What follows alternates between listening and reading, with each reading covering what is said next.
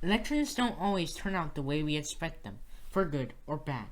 No one knows that more than the Chicago Tribune. Welcome to History Hound News Election Night Coverage, Decision 48.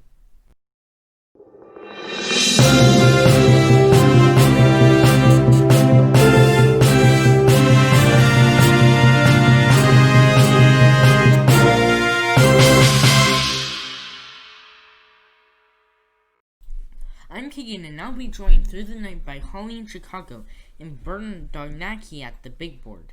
Let's begin with a question. How did we get here today?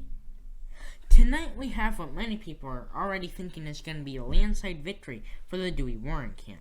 This is mainly due to the fact that this is a four-way contest between the Dewey and the Republican Party, incumbent President Harry Truman in the Democrat Party, and two additional parties that just split off from the Democrat Party, Strom Thurmond in the Dixiecrat Party, and former Vice President Henry Wallace in his Progressive Party.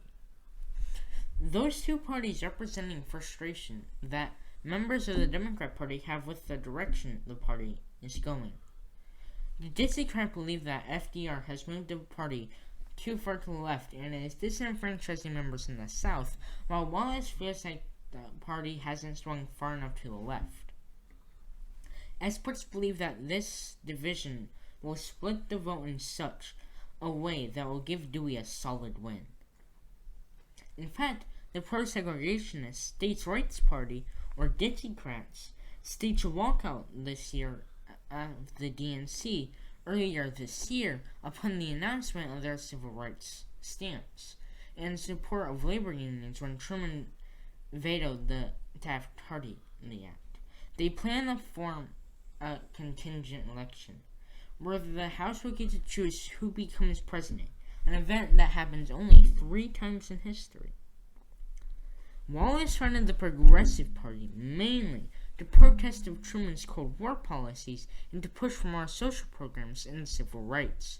Rumors of Wallace's involvement in the Communist Party stem from his support of Russian influence in Europe, and many experts believe that this association, even if unsustained, would prevent him from having any real effect on this election. The split basically boils down to the platform of being too civil rightsy and not civil rightsy enough. Guess you can't please anyone. Hold up, looks like we're getting our first results in. Burns, what have you got for us? Thanks, Keegan. As you can see with our first batch of states counted, that Dewey has a substantial lead. Crucial states like the 35 electoral votes in Pennsylvania and 47 in New York will be very hard for the incumbent Truman to overcome. Those two states, mind you, have the most electoral votes this year. Now, Truman has taken Massachusetts, the Virginias, and Florida, but honestly, I don't see Florida ever really making a difference in this or frankly any election. Back to you, Keegan. Thank you, Burns. We've got Holly over at the Chicago Tribune. What does this mean for the Dewey campaign? We're already getting the presses ready, Keegan. This is going to be a landslide victory for Dewey. You don't think this is a bit premature? If Wallace wasn't running, maybe. But Truman lost New York by less votes than the people who voted the progressive candidate. When we start seeing those Dixiecrat states come in, including Texas, you'll be making the same call. Your paper has been famously anti-Truman. You don't think this might be a little, Fox News? I don't know what you're talking about. Look, in the entire history of the U.S., only one candidate has ever lost after winning both New York and Pennsylvania. I can say that because this is 1948 and not 2020, where such a feat was accomplished by Nixon and twice by George W. Bush. Who? I don't know. I see. We'll check in on you later tonight.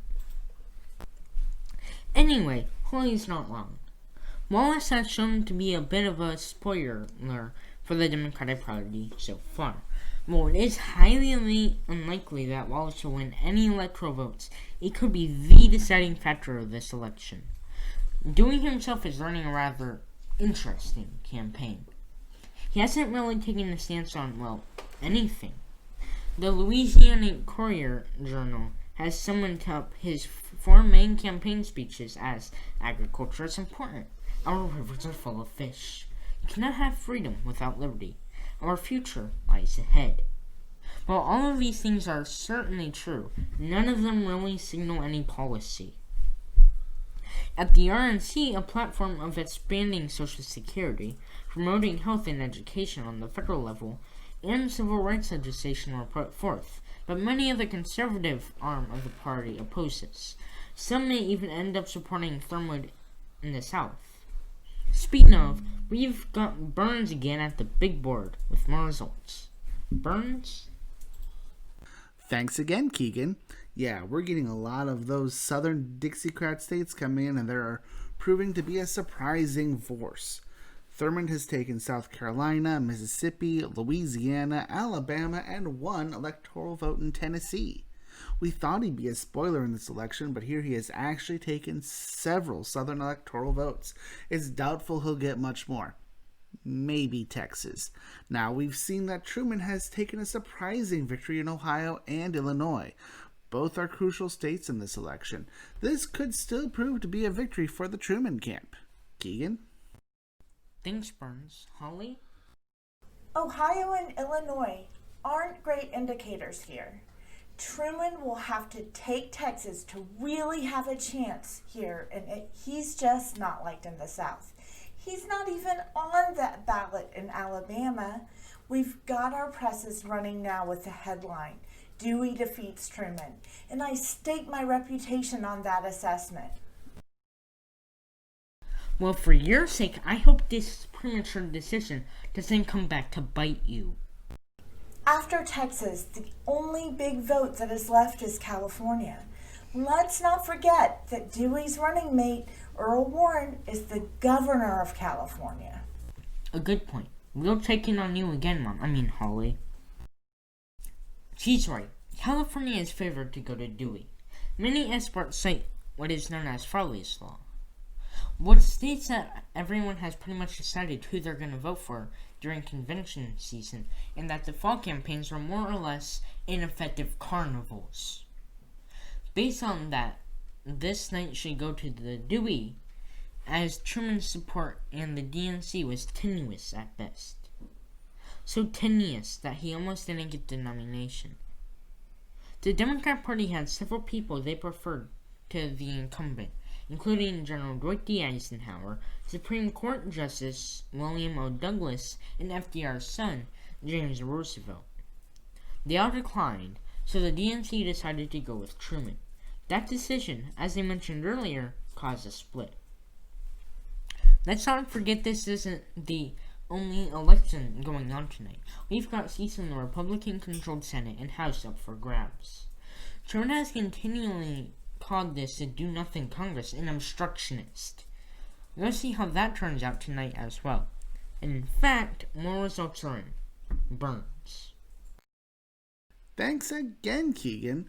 Truman has done the unlikely and has taken both Texas and California, as well as just about everything in between. There is no path, I repeat, no path for victory for Dewey. In addition, the Democrats have a net gain of 9 seats in the Senate and, 75 net gain in the House, giving Democrats not just control of the House, but also the Senate.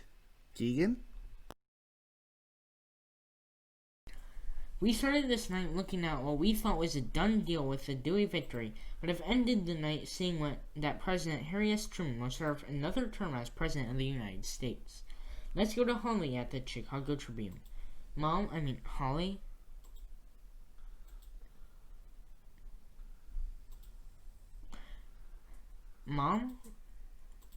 Holly? Yes, she's off trying to stop the press. So, that concludes our coverage of Decision 48, Dewey versus Truman versus the Chicago Tribune. You've been watching History, Hound. I'll see you in history.